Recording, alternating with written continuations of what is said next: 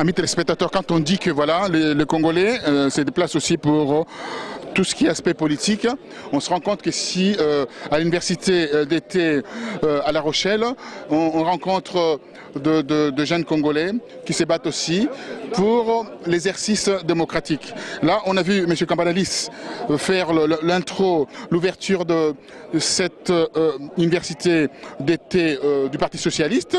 Alors, on rencontre bien sûr le Congolais, comme j'ai dit, Étienne Lopalo, qui va nous dire pourquoi il est ici et quelle est la jonction fait-il entre le Parti Socialiste et son association. Merci Monsieur Roger Bongos de m'avoir accordé cette opportunité de parler. Nous sommes là à La Rochelle pour l'université d'été du Parti Socialiste. D'une part pour dire aux autres qu'il faut être là où les grandes décisions se prennent. Parce que nous, souvent, on est en retrait. Et quand on est en retrait, on est dans l'ignorance de beaucoup de choses.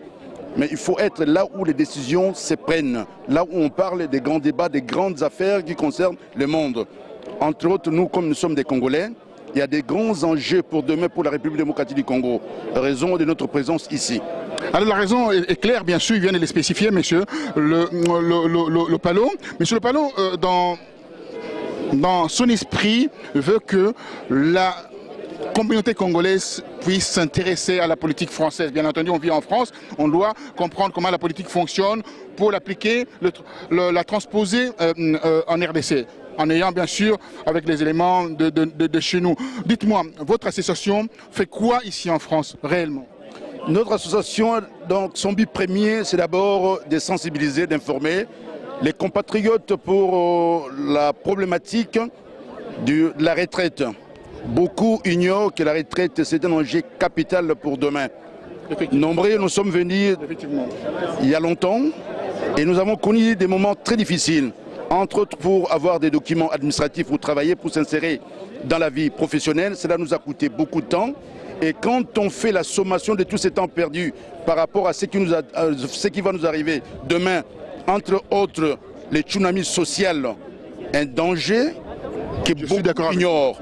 Raison pour laquelle nous militons pour sensibiliser, pour dire aux nôtres qu'un danger vient demain. Alors donc il faut prendre des dispositions dès à présent pour préparer un éventuel retour béni. Pourquoi retour béni? Parce que n'oublions pas que si nous sommes là, c'est par rapport à la révélation que Papa Simon Kimbangu avait donnée en 1921. Très bien. Que nos enfants partiront. Voilà. Et le retour de ces enfants, ce sera un retour béni pour le décollage de notre pays. Voilà pourquoi nous sensibilisons et nous tenons à donner l'information. C'est ce qui fait défaut dans la communauté. Nous manquons beaucoup d'informations. Et comme on dit, l'ignorance, c'est Liwa Ndambo. Liwa Ndambo, voilà, on vient de comprendre. Moi, j'ai frémi à l'idée de penser que dans 10 ans, je serai à la retraite et je ne pourrai pas avoir de points, ce qu'on appelle le point de retraite. Et ces points-là, en travaillant 19 ans en France, il faut au moins 40 nuitées. Alors, je n'ai pas 40 nuitées, je me demande comment je vais pouvoir faire. Alors, la raison pour laquelle d'ailleurs notre frère a mis en place cet élan de mettre cette organisation pour la retraite, pour les retours au pays, parce qu'on ne pourra avoir qu'une bonne retraite dans son pays et pour l'avoir. Donc il faut s'organiser. Alors comment feriez-vous pour attirer les Congolais vers votre association, afin qu'ils prennent conscience que dans 10 ans ils seront vieux et après voilà ils vont être clochardisés, ils seront dans les métros et sans retraite? Voilà bientôt 10 ans que l'association existe et ce n'est pas une sinecure. Nous nous sommes battus pour faire passer l'essentiel du message que demain, ce sera un danger. Nous sommes très heureux, très contents d'avoir en tout cas donc pris l'initiative et d'avoir bataillé durement malgré les obstacles. Le problème de demain, c'est quoi? Nous nous organisons à travers quelques projets. Le premier projet que nous voulons mettre en place, et nous travaillons durement sur ce projet, c'est de ramener les nôtres. Et pour ramener les nôtres, il faut d'abord des structures d'accueil. Et un des projets, c'est la construction des maisons sociales chez nous au pays pour favoriser ces retours. Tant qu'il n'y aura pas ces genres de maisons pour accueillir le nôtre, ce sera très difficile. Donc ça, c'est un des grands projets. Nous bataillons dur pour mettre ces projets en marche. Avec l'aide de Dieu, nous sommes convaincus que nous y arriverons. Parce que nous avons déjà un terrain. C'est déjà un acquis.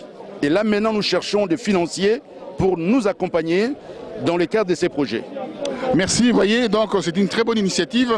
Moi, j'adhère, j'achète, content, je donne mon chèque en blanc parce que, avec mes inquiétudes, à 56 ans, je donne mon âge d'ailleurs, 10 ans après, qu'est-ce qu'on peut faire avec ce qu'on a eu comme nuitée ici. Donc, suivons notre frère qui est venu ici avoir de la matière et cette matière va transposer ça sur ce que nous sommes en train de faire comme exercice démocratique pour la RDC. Merci mon frère. Un dernier mot à la communauté congolaise. À la communauté, je vous dis en tout cas, venez nous rejoindre au niveau de l'association Retour et Conversion Retraite en Afrique. C'est pour vous, pour un retour béni. L'association est ouverte pour tous les compatriotes. Merci Bongos pour cette occasion, cette opportunité que tu nous as donnée au niveau de La Rochelle, pour l'université d'été des partis socialistes. C'était la moindre des choses, mon frère. Vous vous êtes déplacé pour venir jusqu'ici, il y a la volonté. Et quand quelqu'un a la volonté, moi je suis derrière. Merci à vous. Merci bien, merci. Merci beaucoup.